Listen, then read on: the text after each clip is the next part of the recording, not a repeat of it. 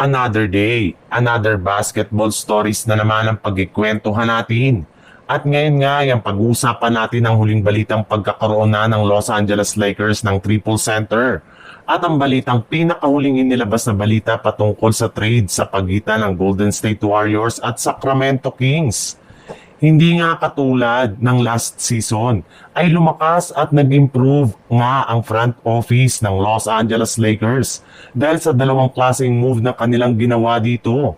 Una na nga dyan ay ang pagkuha nila sa kanilang bagong starting center na si DeAndre Ayton na sinundan rin naman nga ng pagpapapirma at pagpapabalik nila sa kanilang backup center na si Jackson Hayes.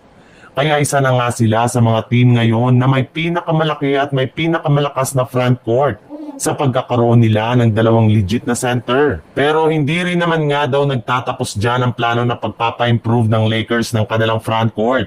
Dahil kapag sinuwerte pa nga sila ay maaari nga na makakuha pa si Rob Pelinka ng pangatlong center sa katauhan ni Nikola Vucevic na binabalakan na nga yung i-buyout ng Chicago Bulls kapag walang team ang kumuha dito sa isang trade. Sa madaling salita, kapag natuloy nga ang pag-buyout ng Bulls kay Vucevic, sa mga susunod na araw ay isa na nga sila sa mga team na makikipag-agawan at magbibigay ng kontrata sa kanya. Kahit man nga medyo nananahimik ang Lakers na mga nagdaang araw, ay hindi pa rin naman talaga nila sinasarado ang posibilidad na gumawa sila ng bagong malaking move, kagaya na lang ng posibleng pagkuha nila kay Vucevic sa buyout market.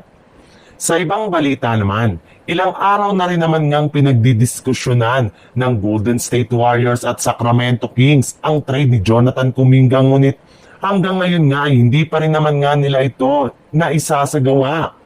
Ayon nga sa isang NBA insider, iba't ibang klaseng trade proposal na nga daw ang inalok na magkabilang kupunan kung saan nakasama na nga dito ang ilang mga players at maging mga superstar kagaya na lang ni DeMar DeRozan at Domantas Sabonis. Sadyang hindi pa rin nga sila nagkakasundong dalawa sa kanilang mga ginagawang pag-uusap ng mga nagdaang araw.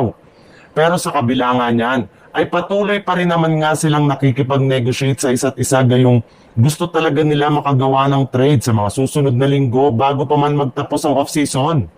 Ang problema nga lang dyan, mismong front office na nga ng Sacramento Kings ang nagsabi na wala silang balak na i-trade sa Golden State Warriors ang kahit sino man sa kanilang mga superstar bilang kapalit ni Kuminga. Ang kaya lamang nga daw nilang i-offer ngayon dito kundi si Keegan Murray, Keon Ellis at wala nang iba pa.